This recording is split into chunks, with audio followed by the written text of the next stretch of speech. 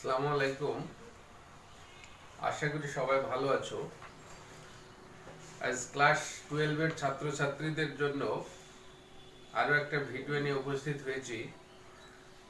এই ভিডিওটা তোমাদের মূলত ইংরেজির মানে দ্য আইজ হ্যাবিট যে গল্পটা আছে সেই গল্পের থেকে কিছু শর্ট অ্যান্সার টাইপ কোয়েশ্চেন নিয়ে আজকে আলোচনা করব ভিডিওতে। ভিডিওটা তোমরা প্রথম থেকে দেখবে, তাহলে গল্প সম্পর্কে ধারণা আরো পরিষ্কার হয়ে যাবে তোমাদের। তো দ্য আইজ হ্যাবিট এই গল্পের মানে যে ন্যারেটর রাস্কিন বন্ড, ভারতীয় বংশোদ্ভূত ব্রিটিশ রাইটার, তোমরা জানো।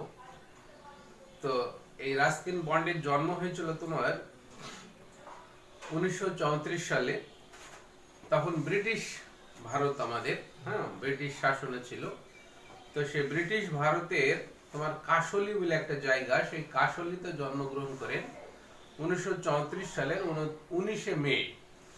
এবং তিনি বড় হয়েছিলেন জামনগর, দেহরাদুন, তারপরে তোমার নিউ দিল্লি এবং সিমলা। হ্যাঁ, তো এই রাস্কিন বন্ড একজন ভারতীয় বংশোদ্ভূত ব্রিটিশ ইংলিশ রাইটার। তারই আমরা এই গল্প থেকে কিছু শর্ট অ্যান্সার টাইপ কোয়েশ্চেন আলোচনা করব। তো আমরা আলোচনায় চলে যাচ্ছি সরাসরি। এখানে কোয়েশ্চেন নাম্বার 1 দেখো। প্রথম কোয়েশ্চেনটা যে who wrote the story the eyes have it. The eyes have it এই গল্পটা কে লিখেছিলেন? এটা খুবই সহজ question. The story the eyes have it was written by famous modern English author Ruskin Bond, who was an Indian by birth. যিনি জন্মগতভাবে ভারতীয় ছিলেন, কিন্তু মানে ছোট থেকে তিনি ইংল্যান্ডে মানে চলে গেছিলেন।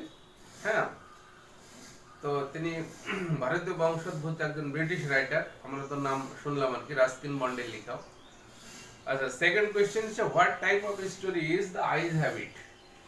দ্য আইজ হ্যাবিট এটা মানে কি ধরনের গল্প, হোয়াট টাইপ অফ স্টোরি। তো এখানে দেখো, the story the eyes habit is an interesting ironical short story of situation that took place between two people who meet by chance in a railway compartment.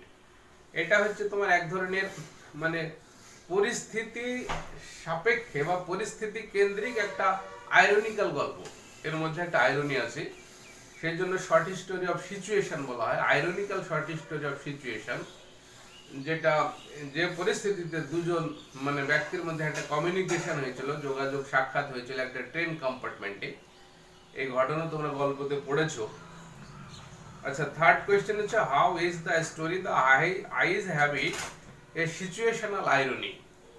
এটা মানে situational irony বলছি কেন এটাকে। তো এখানে দেখো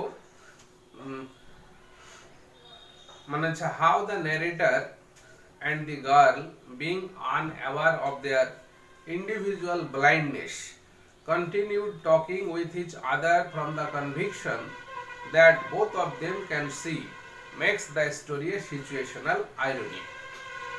যেভাবে বর্ণনাকারী ন্যারেটর এবং ওই মেয়েটা ট্রেনে একে অপরের সঙ্গে কথাবার্তা চালিয়ে গিয়েছিল, তারা দুজনের তরফ থেকে ভেবে নিয়েছিল যে দুজনই তারা মানে সবকিছু ঠিকঠাক দেখতে পায়, তারা মানে অন্ধ না, এটা তারা ভেবে নিয়ে দুজন দুজনের মধ্যে যে কথা চালিয়ে গিয়েছিল, এই বিষয়টাই গল্পটাকে একটা সিচুয়েশনাল আইরনি তে পরিণত করেছে। তাহলে এই কোয়েশ্চেনটা বুঝতে পেরেছো। কোয়েশ্চেন নাম্বার মানে আরেকটু বলি যে আইরনি আমরা জানি যে মানে যেটা বলা হয় ঠিক তার উল্টোটা মানে অর্থ প্রকাশ পায়। হ্যাঁ, মানে যেটা বলা হচ্ছে ঠিক তার উল্টোটা বোঝানো হয়, এরকম ক্ষেত্রে আমরা আইরনি বলি। তো এখানে তারা দুজনই মানে ন্যারেটরও অন্ধ, মেয়েটাও অন্ধ, কিন্তু তারা এমন ভাব দেখাচ্ছে যে দুজনই পরিষ্কার দেখতে পায়, দুজনের দৃষ্টিশক্তি ভালো আছে, কিন্তু মূলত তা না, দুজনেরই দৃষ্টিশক্তি নেই, দুজনই অন্ধ। তাহলে যেটা বলছি তার অপোজিটটা বোঝাচ্ছি, এরকমের ঘটনাকে আমরা আইরনি বলি। যেমন the patient died but the operation is successful but the patient died. Operation successful, কিন্তু রোগী মানে মারা গেছে। তাহলে এখানে কি অপারেশন সাকসেসফুল, আবার রোগী মারা গেছে, তাহলে অপারেশনই সাকসেসফুল হয়নি, এটা বোঝা যায়। এটা একটা আইরনিক্যাল সেন্টেন্স। তো সিচুয়েশনাল আইরনি বলছে এই গল্পটাকে আমরা। মানে অর্থর এবং মেয়েটা তারা দুজনে অন্ধ হয়েও তারা অন্ধত্বকে মানে গোপন করে একে অপরের সঙ্গে যে কথা চালিয়ে গিয়েছিল, সেই জন্য এটাকে আমরা বলছি সিচুয়েশনাল আইরনি। কোয়েশ্চেন নাম্বার 4 দেখো, where was the narrator going to, মানে ন্যারেটর কোথায় মানে যাচ্ছিল আর কি। The narrator was going to Mussoorie via via Dehradun. Dehradun হয়ে মানে ন্যারেটর তোমার মুসুরিতে যাচ্ছিল। আচ্ছা, question number 5, at what station did the girl board the train, মানে কোন স্টেশনে মেয়েটা ট্রেনে চেপেছিল। the girl got into the train at Rohana, Rohana station, সেখানে মেয়েটা ট্রেনে চেপেছিল। আচ্ছা, কোয়েশ্চেন নাম্বার 6 দেখো, যে why was the girl startled, মেয়েটা চমকে উঠেছিল কেন, মেয়েটা চমকে উঠেছিল কেন। the girl was startled when the narrator first spoke to her because she did not know that there was another person in the compartment. যখন মেয়েটার সঙ্গে ন্যারেটর কথা বলেছিল ট্রেন কম্পার্টমেন্টে, তখনই মেয়েটা চমকে উঠেছিল, কারণ মেয়েটা জানতো যে ট্রেন কম্পার্টমেন্টে আর দ্বিতীয় কোনো প্যাসেঞ্জার নেই সে ছাড়া। এই জন্য যখনই একজন মানে পুরুষ মানুষের কণ্ঠ শুনতে পেয়েছিল, তখনই সে চমকে উঠেছিল। কোয়েশ্চেন নাম্বার 7, যে what can few girls resist, এখানে ফিউ বলতে একটা ফিউর একটা নেগেটিভ সেন্স থাকে তোমার, ফিউ, এফিউ এবং দি ফিউ, তিনটি শব্দ।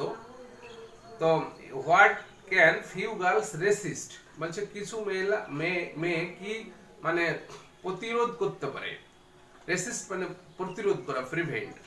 তাহলে কিছু মেয়ে বলছে যে কি প্রতিরোধ করতে পারে না, কোনো মেয়ে কিছু প্রতিরোধ করতে পারে না, এরকম হবে কোশ্চেনটা। বা যদিও সেন্টেন্সটা তোমার অ্যাফার্মেটিভ, কিন্তু সেন্সটা নেগেটিভ।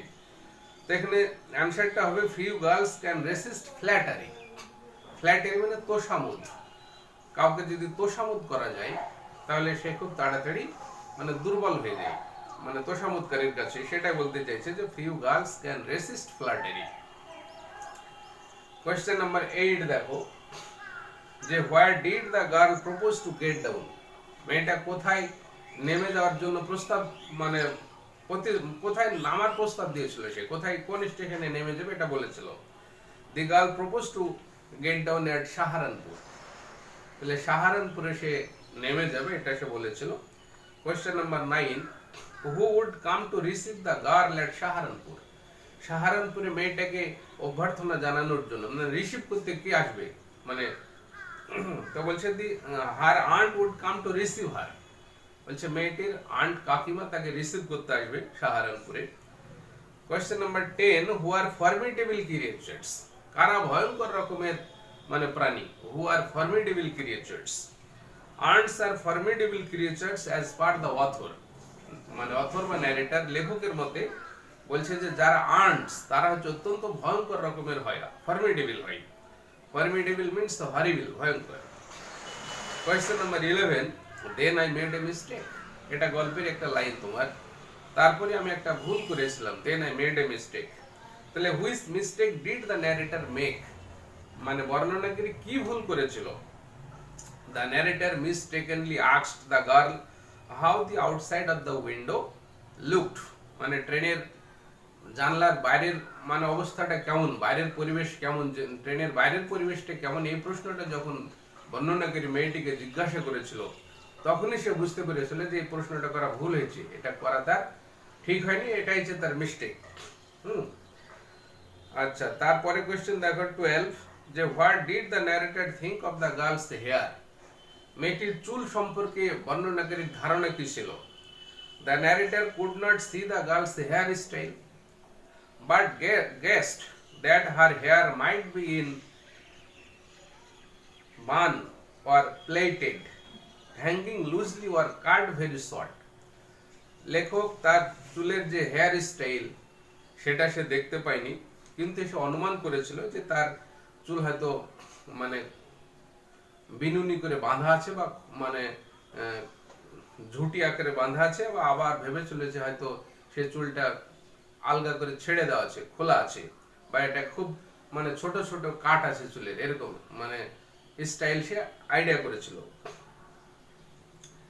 কোয়েশ্চেন নাম্বার 13 দেখো, যে how was the narrator impressed by the girl, মানে মেয়েটির দ্বারা বর্ণনাকারী কিভাবে অনুপ্রাণিত হয়েছিল, মুগ্ধ হয়েছিল কিভাবে। ইমপ্রেসড মিন্স মুগ্ধ হওয়া, ক্যাপটিভেট। এখানে অ্যান্সারটা, the narrator was impressed with the lingering fragrance of the girl's hair and her sparkling voice. তার চুলের যে মানে একটা সুগন্ধি মানে ছড়াচ্ছিল, সেই সুগন্ধির দ্বারা সে অনুপ্রাণিত হয়েছিল, মুগ্ধ হয়েছিল, এবং তার মানে কণ্ঠ শুনে সে মুগ্ধ হয়েছিল। হ্যাঁ, স্পার্কলিং ভয়েস, তার মানে কণ্ঠ, হ্যাঁ তীক্ষ্ণ কণ্ঠ শুনে সে মুগ্ধ হয়েছিল। When was the narrator going to Mussoorie, বর্ণনাকারী মুসরিতে কখন যাচ্ছিল? The narrator was going to Mussoorie in the month of October, তাহলে বর্ণনাকারী অক্টোবর মাসে মুসরিতে যাচ্ছিল তোমার। কোয়েশ্চেন নাম্বার 15 দেখো এবার, বলছে যে how did the world appear to the narrator and why, বলছে মানে জগৎটা ন্যারেটরের কাছে কেমন মনে হচ্ছিল এবং কেন মনে হচ্ছিল। The world appeared to the narrator as almost dark because he was completely blind. এই বাইরের জগৎটা ন্যারেটরের কাছে পুরোপুরি অন্ধকার মনে হচ্ছিল, কারণ সে নিজে তো অন্ধকার, পুরোপুরি অন্ধ ছিল। কোয়েশ্চেন নাম্বার 16 দেখো, when did the hills of Mussoorie look beautiful according to the girl, ওই মেয়েটির মত অনুসারে মুসরির যে মানে দৃশ্য সেটা কখন সুন্দর দেখাতো, মুসরি কখন সুন্দর দেখাতো। তো in the month of October, October মাসে মুসরির মানে যে হিলস পাহাড় সেগুলি খুব সুন্দর দেখাতো, এটা বলেছিল মেয়েটি। আচ্ছা, তারপরে কোয়েশ্চেন দেখো 17 কোয়েশ্চেন নাম্বার, যে হার নেক্সট কোয়েশ্চেন রিমুভড মাই ডাউট, এটা একটা গল্পের লাইন। বলছে তার পরবর্তী প্রশ্ন আমার সন্দেহ দূর করে দিয়েছিল। What was the next question, পরবর্তী প্রশ্নটা কি ছিল? The girl asked the narrator why he did not look outside the window, কেন সে জানলার বাইরে তাকিয়ে দেখছে না, মানে ট্রেনের বাইরে জানলার বাইরের দৃশ্যটা কেমন সে কেন তাকিয়ে দেখছে না। এই প্রশ্নটা সে যখন মেয়েটা করেছিল তখনই ন্যারেটরের কিন্তু সন্দেহ দূর হয়েছিল। আচ্ছা, question number 18, of what was the narrator afraid, বর্ণনাকারী আতঙ্কিত ছিল কোন ব্যাপারে? The narrator was afraid of the girl's knowing of his blindness, মেয়েটা হয়তো তার অন্ধত্ব সম্পর্কে জেনে ফেলবে, এই ব্যাপারে লেখক খুবই আশঙ্কিত ছিল। The narrator was afraid of the girl's knowing of his blindness, হ্যাঁ তার অন্ধ মানে লেখক যে অন্ধ সেটা হয়তো মেয়েটি জেনে ফেলবে, এটাই ব্যাপারে তার আশঙ্কা ছিল, ভয় ছিল। কোয়েশ্চেন নাম্বার 19 দেখো, what was the game that the narrator played with the girl, মেয়েটার সঙ্গে যে খেলা খেলেছিল বর্ণনাকারী বা লেখক, সেই খেলাটা কি ছিল? The narrator was pretending that he could see though he was completely blind, এখানে ন্যারেটর একটা ভান করেছিল যে সবকিছু সে পরিষ্কার দেখতে পায়, হ্যাঁ কিন্তু সে তো দেখতে পায় না, সে অন্ধ ছিল। যদিও সে অন্ধ ছিল আর কি, তবুও সে বলছে যে পরিষ্কার সবকিছু দেখতে পায়, এই যে দেখতে পাওয়ার ভান করাটাই হচ্ছে খেলা, এখানে প্লে বলা হয়েছে। তাহলে what sort of train journey was comfortable for the girl, মেয়েটার জন্য কি ধরনের ট্রেন জার্নি আরামদায়ক ছিল? A short train journey was comfortable for the girl, বলছে মেয়েটির পক্ষে একটা সংক্ষিপ্ত ছোট্ট ট্রেন জার্নি আরামদায়ক ছিল। আচ্ছা, কোয়েশ্চেন নাম্বার দেখো 21, who broke the reverie of the narrator, ন্যারেটরের দিবা স্বপ্ন যেটা রিভারি, ডে ড্রিম, এটাকে ভঙ্গ করেছিল কে, মানে কার মাধ্যমে ন্যারেটরের স্বপ্ন ভেঙে গিয়েছিল? The third passenger who boarded the train after the girl had alighted at Saharanpur broke the reverie of the narrator, মেয়েটা যখন সাহারানপুর স্টেশনে নেমে গেল এবং সেখানে আরেকজন তৃতীয় যাত্রী ট্রেনে আরোহণ করলো, সেই তৃতীয় যাত্রী লেখকের রিভারি দিবা স্বপ্ন ভেঙে দিয়েছিল। Question number 22, what did the narrator ask the new passenger about the girl, মেয়েটার সম্পর্কে এই নতুন প্যাসেঞ্জার নতুন যাত্রীকে ন্যারেটর কি জিজ্ঞাসা করেছিল? The narrator asked the new passenger how the hair of the departing girl was it long or short? তার ন্যারেটার তাহলে নতুন যাত্রীকে জিজ্ঞাসা করেছিল মেয়েটার মানে যে মেয়েটা নেমে গেল, অ্যালাইটিং গার্ল মানে নেমে যাওয়া, মানে মেয়েটা যে সাহারানপুরে নেমে গেল, সে মেয়েটার চুল সম্পর্কে জিজ্ঞাসা, মানে তার চুল দেখতে কেমন, how hair was of the girl, এবং was it long was it short, এটা কি মানে ছোট ছিল না লম্বা ছিল, এই ব্যাপারে সে জিজ্ঞাসা করেছিল। Question number 23, what did the new passenger notice in the girl? মেয়েটার মধ্যে নতুন যাত্রী কি লক্ষ্য করেছিল? The new passenger noticed that the girl had beautiful eyes but she was completely blind. তাহলে তৃতীয় যাত্রী বা নতুন যাত্রী সে লক্ষ্য করেছিল যে মেয়েটির চোখ দুটি ছিল খুবই সুন্দর এবং সে ছিল পুরোপুরি অন্ধ। Question number 24, when was the girl silent? মেয়েটি কখন নীরব ছিল? The girl was silent when the narrator was talking about the charming natural beauty of Mussoorie. মুসুরির যে মানে মনোমুগ্ধকর যে প্রাকৃতিক সৌন্দর্যের কথা যখন ন্যারেটর বলছিল, সেই সময়তে কিন্তু মেয়েটি নির্বাক ছিল, হ্যাঁ, সাইলেন্ট ছিল। আচ্ছা, কোয়েশ্চেন নাম্বার 25 দেখো যে how did the girl's voice appear to the narrator? ন্যারেটরের কাছে মেয়েটির কণ্ঠস্বরটা কেমন মনে হয়েছিল?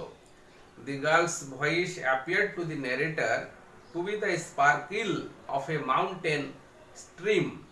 একটা মানে মাউন্টেন স্ট্রিম, স্ট্রিম বানানটা ভুল আছে দেখো, স্ট্রিম STREAM হবে, তাহলে পাহাড়ি যে নদী, মাউন্টেন রিভার বা মাউন্টেন স্ট্রিম, সেই পাহাড়ি নদীর যে কলতান, হ্যাঁ, স্পার্কিল, কলো কলো রব বা কলো কলো আওয়াজ, সেই পাহাড়ি নদীর কলতানের মতো মানে তীক্ষ্ণ মনে হয়েছিল মেয়েটির কণ্ঠস্বর। Question number 26, the perfume from her hair was tantalising. বলছে তার চুল থেকে এক ধরনের সুগন্ধি, ট্যান্টালাইজিং। ট্যান্টালাইজ কথাটার অর্থ হচ্ছে কাউকে বারবার আশা মানে দিয়ে নিরাশ করা, কাউকে বারবার আশা দিয়ে শেষ পর্যন্ত নিরাশ করা, সেটা হচ্ছে ট্যান্টালাইজ করা।